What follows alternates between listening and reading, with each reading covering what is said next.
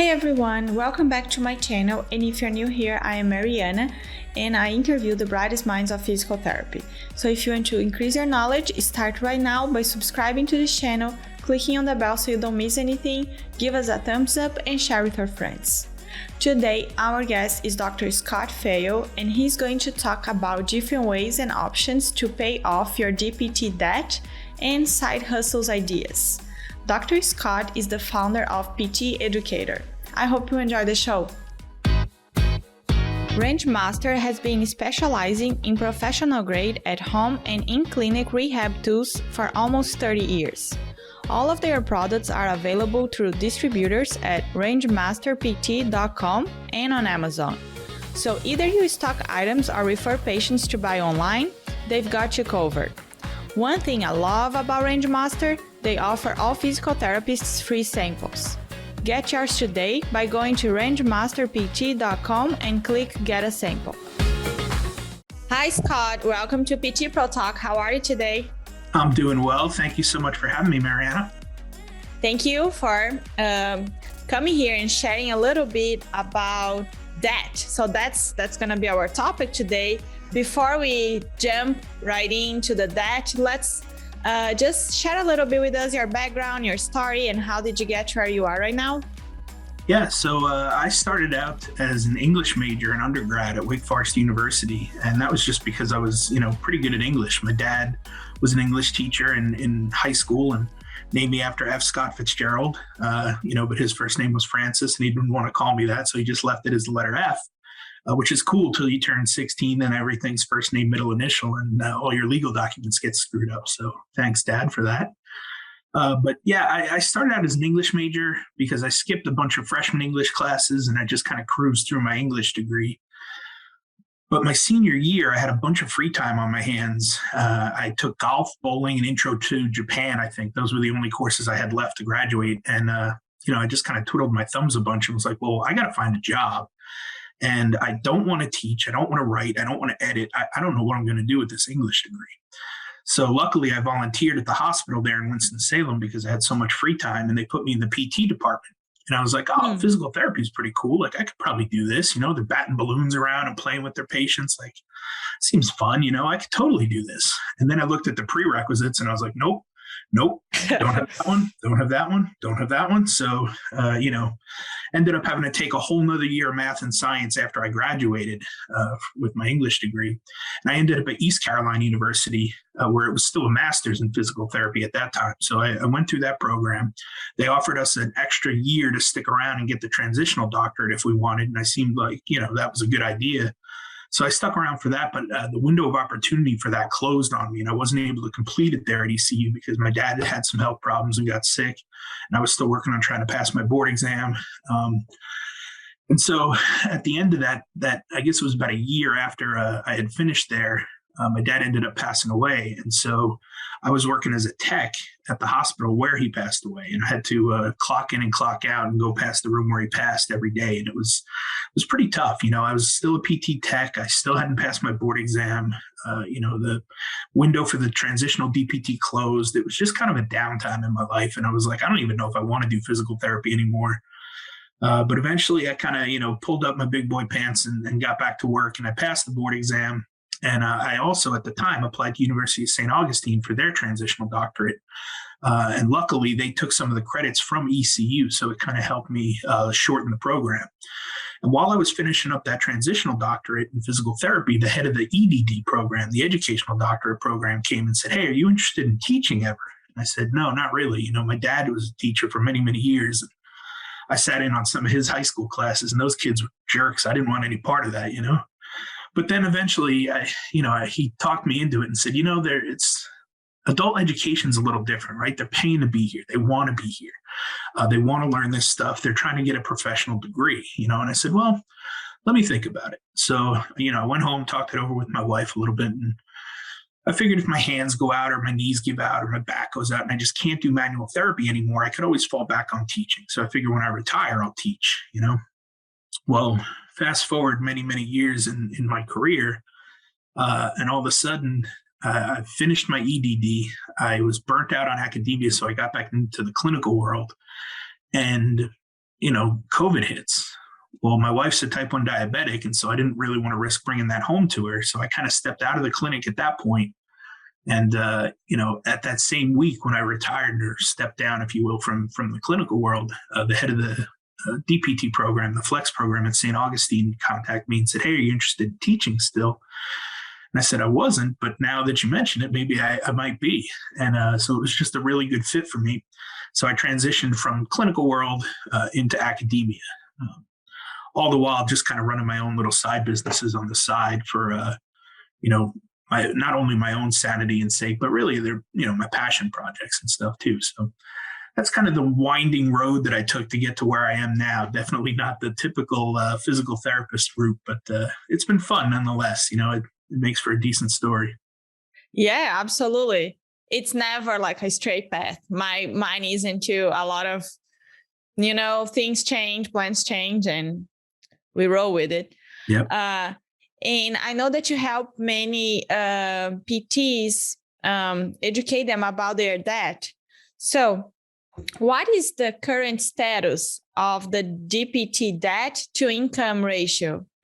Yeah, it's not good, right? I mean, like in the US here, education, the cost of education is skyrocketing. It's getting worse and worse and worse. It's kind of taking that hockey stick graph outlook, and it's just not sustainable. If you're graduating with, $150,000, $200,000, $250,000 worth of student loan debt, and you're going to end up with a job somewhere in the $60,000 to $75,000, $85,000 range as a new grad, those numbers really don't equate. At the most, you probably want to look for a debt to income ratio around 1, right? 1/1. So let's say you have $100,000 worth of student loan debt over the $100,000 you could make as a new grad per se. Let's say you're in a travel position or a home health position, right? Those tend to make a little bit more here in the US. 100,000 student loan debt over the 100,000 income, that's a 1-to-1 ratio, right? So that's not terrible. But that's probably about as bad as you want to get it. Anything more than that, and you're starting to make some career choices based on income, because it's going to take you longer to possibly buy a house. It's going to take you longer to maybe start a family. All these different decisions you have to make in life could be delayed based on the amount of student loans you're going to have to pay back monthly. So, recognizing that debt to income ratio as early on as you can, even when you're applying to schools, is going to be super important for physical therapists here in the U.S. as we move forward, because I really feel like the student loan bubble is the next one that's going to burst. So, and it's not like we should be, waiting for the government to bail us out either. I wouldn't hold your breath on that one. As you can see, it's been a bumpy ride for the government these last couple of years anyway. So I'm not holding my breath that they're going to get it done either. So the more education you can get, the more you can learn about this stuff, the better off you'll be. So you would say that go to a PT school here would be anywhere from 150 to 250? Not necessarily. A lot of the students that I work with and I coach and I mentor are in that situation a lot of times because they went to private schools. And that's one of the mistakes that I made. State schools are going to be a lot less expensive.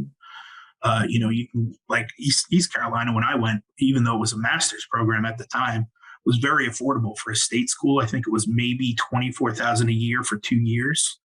And I worked my way through that and paid it off by the time I had graduated with the master's. So, that's much more affordable to go to the state schools. But a lot of these top 10 DPT programs and the private DPT programs, you can graduate with anywhere from 100,000 to I'm hearing upwards of even 300,000. And that probably includes some undergrad as well, but some really scary numbers out there. Yeah. And you were telling about the mistake that you made. So what was the biggest mistake you feel like you made regarding college and grad school? Yeah, in hindsight, I was kind of sold the lie, right? Like, go to the best school you can, get the best education you can, then get the best job you can and make all the money, right?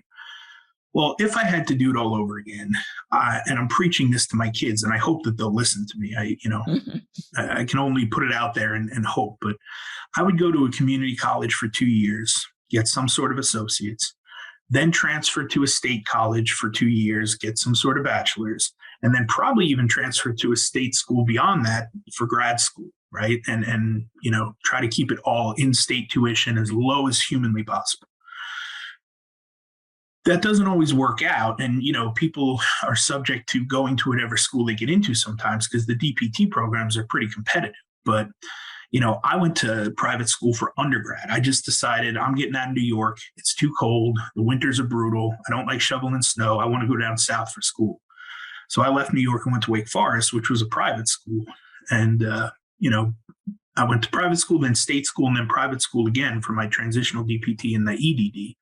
And I ended up with about $140,000 worth of student loan debt and 2 doctoral degrees. So was it a good investment? It's $140,000 nowadays isn't that bad, considering some of the other numbers I'm hearing. But I could have probably done it a lot cheaper had I just stayed in New York, gone to community college, then gone to a state school, and then eventually state school for grad school as well. So that's what I'm hoping that my kids will do. We live in Texas now, so there's some really good scholarships available for state schools. I hope they'll listen to me. But at the very least, if you're considering going to DPT school and you are currently in undergrad or looking to get into undergrad, and that's the path you want to take, I would strongly recommend looking at the cheapest way to get there, because no employer has ever asked about where I went to PT school or, what my grades were like in PT school or undergrad. Or, the only real benefit I can see from a lot of those is the network. If you went to certain schools and other people in the field went to those schools, you have that bonding connection and can, talk about it through networking. But other than that, I've never had an employer really inquire about the schools I went to. They just want to know, do I have that piece of paper that says I'm a licensed PT? Yeah. No, and also I feel like when you graduate, like the basic, and then you're going to really start developing and developing better skills and being more specific in the area that you really like and want to work. So it's kind of like the base to get started. Right. So. Yeah, exactly. Yeah. Now that I'm teaching, I'm seeing the other side of the coin. Right. And we're just trying to literally provide all of the curriculum that we can to produce safe and competent entry level practitioners. Like you said, it's up to them to kind of then start working on a specialty if they want, or other areas of expertise if they want to move, beyond their entry level stuff, which they should. But again, there's a million different ways to skin a cat and a bunch of different expertises out there and specialties. So, they can go whichever avenue they want to go about doing that, and start with, the CEUs and the extra training and stuff like that. So residencies and fellowships and all that, if they're interested. Yeah. And for the ones that have a lot of debt to pay, so should PTs pay off their loans quicker or more efficiently? Yeah, that's a tough one. And I think it's going to be different for everybody, right? So originally, when I wrote my book, my goal was to have all these little side jobs that I have and side hustles and just take all those big chunks of money that I'm making and put it toward the $140,000 and pay it down as quick as I could, right? Well, then I kind of talked to a certified financial planner and I was like, well, this doesn't necessarily make sense for me if I'm looking to try to take some money now and invest it along the way. So, it's a very personal choice and decision, and it depends on what your game plan is and what you want to do. But for me, it was important to have a certain amount of cash flow going that I could then invest for my future, right? And so if you want to do it more efficiently, there's a bunch of different repayment plans that you can use, such as income-driven repayment, or the repay plan, which is revised pay-as-you-earn plan. And that takes a look at your salary and gives you a percentage of that, and that's your payment, right? So if I were just to do the standard repayment, my student loans, I think, would have been $1,700 a month, which is a mortgage nowadays, right? That's rent. That's a lot of money. Mm-hmm. So when I went down to the income-driven repayment plan, it dropped it down to about $700 a month, which better, right? That's a little more breathable. It's more doable, right? But then when I went to the revised pay-as-you-earn plan, it dropped it down to about $135 a month, stretched it out over 20 years. But at the end of those 20 years, whatever amount is left, I get forgiven, but I then have to pay the taxes on it. So the way they forgive you is they count it as like salary for that year. So whatever's left, let's say it's $90,000, I'm going to have to pay taxes as if I made that $90,000 in salary. So in the 20 years, you have to come up with some sort of game plan where you're investing or saving the amount of taxes you'll need for that 20th year to pay it off. And so that's the plan that I went with. It's a little bit more efficient because the difference between $1,700 a month and $135 a month, or even the $700 a month and the $135 a month, I can take those chunks of money and then invest them into stuff that I want to invest in, like, rental properties or crypto or stocks or whatever it may be. Right. But it's that difference in money and having that cash flow that allows me to put some sort of plan together. And then I can kick a little bit in this, off the side as well into some sort of mutual, program that'll end up paying enough money to cover that tax plan when it comes around that 20th year. So if you're somebody that just stresses over owing and having that debt looming over your head, then you may want to pay it off quicker. You may want to just pay it all off in big chunks until it's done and then be like, all right, I'm done. But that's kind of what the banks want you to do, right? They want you to pay that back in full as much as possible. So again, it's kind of a personal preference. There's definitely several different ways to go, but the best way to go about it is to talk to a certified financial planner that understands student loans and repayment programs, because there are a handful out there now. Again, mostly for federal loans. Private loans, that's a different story. You're kind of on your own on that one. Once you've refinanced or switched everything to a private loan, which I do not recommend doing, you just owe those. But you'll never get rid of those. They'll just keep bothering you till you pay them off. So the private loans are a different story. So how do you negotiate to have these such low monthly payments? How do you do that? Yeah, so those are all federal based, right? So those are there's certain percentages that the federal government has set for these different repayment plans. And again, income-driven repayment takes a certain percentage of your salary. So just here's the equation. I don't know what the numbers are right now, but let's say it's 10% and you're making $95,000 a year. You have to take $9,500. That's 10% across 12 months, and those are your payments. The revised pay as you earn plan starts you out very low because they know as a new grad, you're going to make not as much money. So it gives you a smaller percentage, like, I don't know, 3% or something. Then after 2 or 3 years goes up to 5%, then 7%, and it keeps going for those 20 years. And it grows little by little with your salary as well. So as you're making more and more money, as is expected, the percentages is going up as well. So there's just equations that they use based on which plan you choose. And then from there, you have to resubmit every year and show what your current salary is.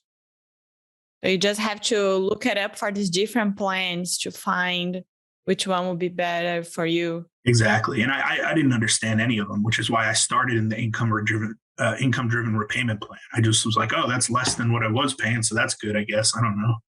But then when I actually talked to a certified financial planner and they showed me the 4 or 5 different plans that were available to me, I chose the one that fit best for my investment style and my future and what I wanted to do where I was in life. I mean, I don't understand much about these loans because I didn't have to do it, but it looks like, I feel like probably many people don't know about these options. Even in undergrad, like a lot of us don't understand what we're getting into when we take out student loans, right? And I'm not saying, again, it's a very United States-based problem, right? I mean, it's, education is a business in the States. It just is what it is. Mm-hmm. But at the same time, I'm not saying that, they were deceiving, but they just weren't going out of their way to educate students on what it was they were signing up for. They were just basically like, hey, we'll keep giving you money to get education. And the students were like, yeah, give me all the money. And then they were like, wow, that was expensive, and now they owe all this money back. And unfortunately, especially now with COVID, granted, the student loan payments have been put on hold for a little while, but students aren't finding jobs that are paying as much as they need to cover what the student loans were. And so that's why these repayment plans are good options. You just have to have somebody who knows about them walk through them with you. And that's what I did. I know when I've got, gaps or holes in my knowledge base, and I go to the experts for that. Yeah, no, and at over $1,000 of cash flow each month, it's a lot of money. It makes all the Yep. difference. It's not a little bit of difference, it's a lot. Yeah. Oh yeah, big time. And I've got a family of four, so I mean that could be the difference between Yeah, groceries and yeah, gas and roof over yeah, our heads. So absolutely. And what are some side hustles and side gigs that can help you make money to invest to eventually pay your loans off? yeah, so like I said, some of the things that I started doing, I created a list of about 100 different side gigs and side hustles that healthcare practitioners can look into, most of which have one foot in the boat of healthcare still. Some of which are like, a little bit less involved, like dog walking or something like that, right? Mm. Just jobs that you can do on the side that maybe you enjoy, something you do as a hobby or whatever. But the list that I created was called PT Educator's Revenue Idea Generator, right? And that can be found at my website, pteducator.com/100. 100. And that gives you the list of 100. Of those 100, I've done about 20. Of the 20, I narrowed it down to about 8 or 10 that I'm still doing to this day. And I talk about them in my book a little bit. But, it's things like lead generation, right? Or digital marketing, right?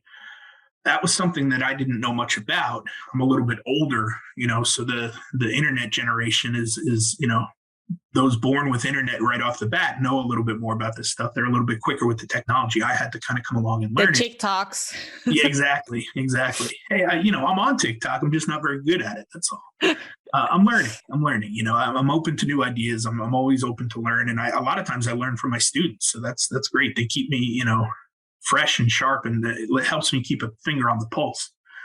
But let's just take lead generation, for example, right? So if you're doing some digital marketing, you could keep one foot in the healthcare boat by helping physical therapy clinics generate leads. Businesses need leads to breathe, right? That's their oxygen, that's their lifeblood. And leads are just new patients, right? New incoming clients, right? Well, how do they get those? Well, they have to advertise somehow, right? Word of mouth is nice, and they'll get some referrals from that for sure. Maybe putting out an ad in the paper or local magazines and things totally works. That people still read that stuff, but most people nowadays are on their smartphones scrolling. So either coming up on a Google search and having some Google ads that puts you up in the top whenever somebody looks up physical therapy in your city. That can help. And then Facebook ads is another one. And again, I didn't know much about Facebook ads, so I had to take a course to learn it. But you could help physical therapy clinics generate leads. And let's say you help generate 30 leads a month, right? You say, hey, I'm going to get you 30 people interested in your business every month. It's going to cost $100 per lead, right?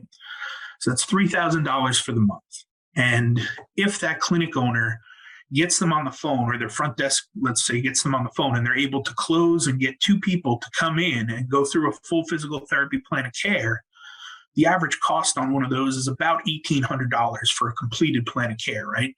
2 of those is $3,600. So if they spent $3,000 on the 30 leads and they only closed 2 people, but 2 went through the whole plan of care, that's $3,600, and they profited $600 off of the ads that they ran. Now, hopefully, obviously, they're better at closing than just 2 per 30. But even if it's 3 per 30, 1 per 10, they're still doing pretty well on their profit with Facebook ads. So again, that's something that I kind of had to learn, but it is one option. And if you start a quote unquote agency of doing this for let's say 5 different clinics, and you're making $3,000 per month per clinic, right? That's $15,000 per month, and that's not a huge agency. 5 clinics is pretty manageable for one person. So that's a pretty decent starting side gig. The other one that was pretty big for me was writing. And I was always an English major at heart. So writing, I knew I was going to publish a book at some point. And so I started a blog. A lot of those blog ideas turned into the book. And then the book eventually turned into a masterclass. So I've turned writing into a profitable side gig as well as teaching. And I've helped people create their own courses online. I've created my own courses online. It's just about using a lot of the skill sets that I've had throughout my lifetime in order to bring them in and turn them into a small business and some profitable side hustles. Yeah, no, that's all great ideas. And some people have other things that they like to do as well. Like you said, you like to write.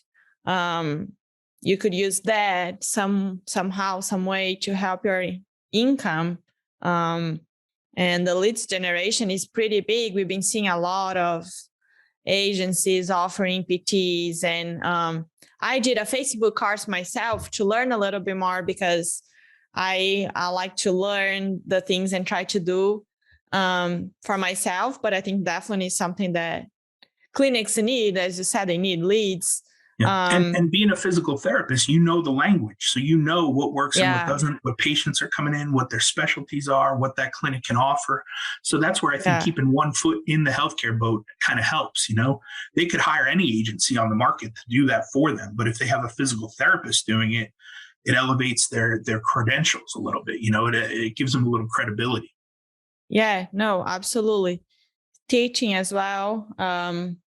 I teach Pilates as well. So that's another thing that people can add, right? Big time. So just trying to find other things with their abilities to bring different income options. Exactly. And so again, right, we have a lot of these skill sets that we've already learned from physical therapy school, right? One of the first courses I ever made was fantasy football injuries. Like I just went over the top 15 injuries that happen every year and what it looks like in return to play, right? What are the weeks?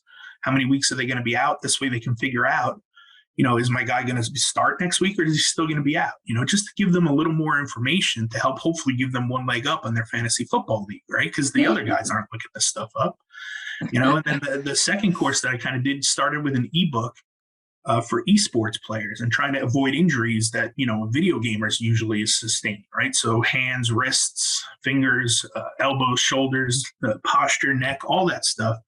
I was seeing a lot of those injuries in the workman's comp company I was working for with typing and with data entry. So I just used a lot of the same information I already knew from treating those patients and came up with a bunch of different exercises and a program to help prevent injuries in esports athletes and video gamers, And now esports is blowing up. It's like an actual professional sporting league at this point, The one of the largest esports arenas in the US is located up in Dallas, not too far from me. And so, That's that really crazy. kind of got me excited. Yeah. 15,000 people come to see 10 guys play video games or gals play video games, Yeah. It's nuts. It's a whole different world out there. But again, there's a population that has a need. There is a need. Yeah. And it's just about filling that. It seems crazy, but there is a need. Exactly. It really is. Yeah. And in your opinion, what are some useful skill sets we learn in grad school and some we may need to learn? Yeah. So like we talked about, like we're the movement experts, right? So think about things that you like to do that maybe is like a hobby or a population you love working with or whatever it may be. And then think about the movement science behind that and some of the injuries that could possibly happen there and how you would rehab them, right? How you would train to help prevent them. Like, those are all things that we learn about in grad school that we could put forth for the public, the general public, because we know a ton more than the general public does. And so when it comes to, movement science, I feel like that's our bread and butter. We should be the experts in that. So, whatever let's say you're really into cheerleading, right? You could come up with a program that's a strength and conditioning training for cheerleaders and helps with injury prevention, hopefully, and then have an option for, your book where they can read about your story and what brought you to where you are today and all the plan and program that you have in your book. You can have your online course that helps them train through it. And then if they do happen to get injured, they can come and see you, virtually, even if they had to, for telehealth, if they're within your state or whatever, or live in your clinic, face to face in the clinic. So, there's a whole business plan right there based on just cheerleading, and it's just a matter of connecting our knowledge set and our skill sets that we already have from PT school to fill in that void in the general public and wherever there's a need, right? And fill in that need, being the answer to the question, really, being the solution to their problem. And as long as you can do that, connect point A to point B, you can have a pretty profitable side gig and side business. Now, along the way, you're going to learn, you're going to have to market your ideas and get things out there, right? And that's some of the skill sets maybe we didn't learn at school, right? I feel like chiropractors do a pretty good job of learning business and marketing in their programs, but physical therapy seems like we just don't have enough time. I'm learning now, like I said, on the academia side of things, we got to get people ready for that NPTE exam, so we have so many things to teach and talk about that it's hard to find time to talk about all the extraneous things, even though we want to. And really the only way to kind of do that I've found is to weave it into your everyday curriculum and talk about stories and things that have happened in your experience. But, digital marketing, even things like writing a book and how to sell that, how to put that out there, editing, things like that. You may not be strong in those avenues, and that's totally fine. But those are things that we can learn. We can take courses on whatever you feel interested in and compelled to do. That's the things that you can kind of learn and pick and choose on your own where to dive in and spend your time learning and your money and efforts learning. Yeah, no, absolutely. And physical therapy is so broad that if you can find your niche, like you said, cheerleaders or whatever it is that you really like, you can create something very specific to that population. Yep, exactly. And then you know that an idea is just an idea. Then you have to learn all the other skills about marketing and how you're going to promote yourself, how you're going to, create your brand, your online presence and all of that. So that's a whole new world that you have to learn, because then that's what I feel like. We just leave the college with these skill sets, very specific to PT. And then we see that we need way more than that if you want to do something a little bit more broad, still in the area, but it's just, you got to learn more about that. But if you love it and you want to pursue it and it's worthwhile, then you'll put the time and effort in to do it, Yeah, absolutely. Like us, we're starting podcasts. Exactly. Talk about a labor of love, right? Yeah. Yep. You don't put that on your side gigs. Well, it is one of them. I will say that it's a long-term game. Exactly. It's not a get rich quick scheme, but I will say that both podcasts are now starting to generate revenue. So it can be done, but it did not happen overnight. I can assure you that. Yeah, you gotta be a little bit more persistent on that and keep doing it. It's not gonna be like your monthly. It's not gonna help you monthly to pay your debt. Right. Although I will say, I just presented up at private practice section up in Dallas last month, and I presented on podcasting for profits, but it was a little bit more based for private practices to go out and use their podcast as a commercial or an advertisement, but also having guests on and patients on and talking about how, hey, if you got a shoulder problem, here's what we do. Here's how we did. Here's so-and-so that's a success story. She went through the same thing. Come on and see us, So it can be, the podcast can be revenue generating in a bunch of different ways, depending on how you use it. Yeah. But at the end, it still takes time and it's a long-term play. It's not an overnight get rich quick scheme. Yeah, absolutely. So let's transition to our final questions. What is your favorite resource of information? Is there any papers or studies that you like in specific?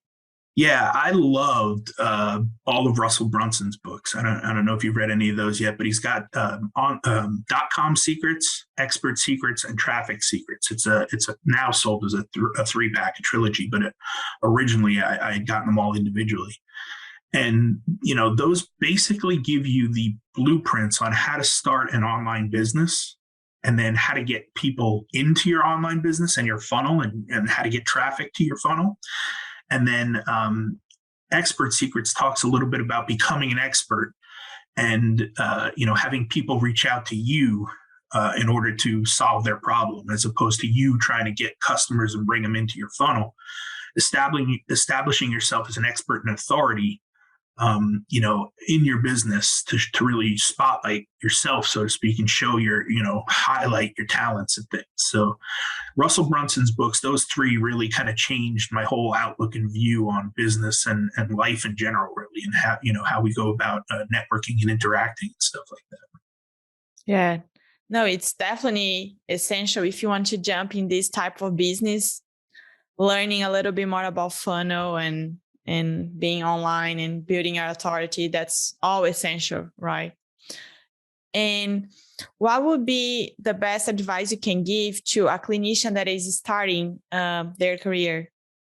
Yeah, I wish I had known this way earlier in my career, but physical therapy or whatever your profession is should really only be the tip of your iceberg, right? We talked about all the skill sets that we learn in undergrad and some that we have to go in grad school and even go beyond that and learn on our own. There's so much that we can learn and do and turn physical therapy into. Like you said, there's so many different avenues out there for physical therapy that literally the world is our oyster. We can go into any sort of population and help make them better. And so, really just looking at physical therapy as only the tip of our iceberg, thinking outside of the box and how you can create different opportunities for yourself and possibly even side gigs and side hustles in your own business. Even if it's a little bit obscure or a little bit different, don't be afraid of that. Like, give it a try. Like, if you really love it, you really want to dive into it, and you stick to it, there's a strong chance you're going to find ways to make it work, right? Because that's just what entrepreneurs do. A lot of it's trial and error. It's not really failure unless you quit. So as long as you keep trying and figuring it out, and eventually if you don't know what to do and you can't figure it out, that's when you go to a mentor or you pay for, consulting or whatever it is to get you over that hump to then start getting things flowing again. Because at the end of the day, we go to school for a long time to learn a lot of stuff. And there's so many ways that you can put that stuff to good use that I just feel like, typical clock in, clock out 9-to-5 physical therapist is not the only way to go about doing things. And I think, if you go into it with that mindset, constantly trying to figure out how you can better yourself and how you can apply physical therapy to different avenues and aspects, that's going to give you the most successful career over a bigger picture long term. So I guess you answer my next question. What qualities and abilities, personal qualities and abilities that you think are important to become successful PT? Yeah, I think the biggest one is just the ability to adapt, right? I mean, physical therapists do a really good job of finding adaptive equipment, right? Finding adaptive exercises. If this isn't working, we'll try it this way, right? We're constantly problem solving and figuring out using critical thinking to then, apply to clinical thinking and clinical problem solving. So I feel like we naturally do a good way or a good job of adapting. And I think we just need to apply that, right? The ability to adapt is one of our strengths anyway within our field, and it gets better as we practice more. So I think being able to do that and then apply it to entrepreneurship or, real life or business settings or even clinical settings, right? I think that just makes us much better entrepreneurs and better physical therapists as a whole. Yeah, I think it's very important to, as you said, just keep your mind open. Because when I graduated, I just thought I would be a clinician. That's what I love to do. And never thought about other possibilities. I never thought in a million years I would be doing a podcast and many other things that I've been doing lately that are completely different from what I envisioned for myself. But things happen and you have to adapt. And if you have to go after what you want, if you want flexibility, that I know many people do, you're not going to be the 9-to-5 PT that's going to be able to do that. So you have to find ways to still do what you love, but have different sources of income coming in because you also have to live, pay bills and all of that. So I think it's just keeping your mind open to the possibilities, right? Scott, if people want to learn more about you, your work, your books, your courses, how they can find you? Yeah, so the book is available. It's called PT Educator Student Debt Eliminator, Multiple Revenue Streams for Healthcare Clinicians and Academicians. That's available on Amazon. The Professors of Profit Facebook group is where I spend most of my time these days, just giving out tips, tricks, and pointers that I've learned along the way for different revenue streams. And then all the masterclass and all the other courses are available on pteducator.com. So love for you guys to check them out. And I'm on social media everywhere pretty much as @PTEducator. Okay. We're going to make sure to put everything on the show notes so people can go check it out. And I really appreciate you sharing your knowledge with us today, Scott. So thank you so much. And yeah, thank you. It's been a pleasure. I appreciate you having me on.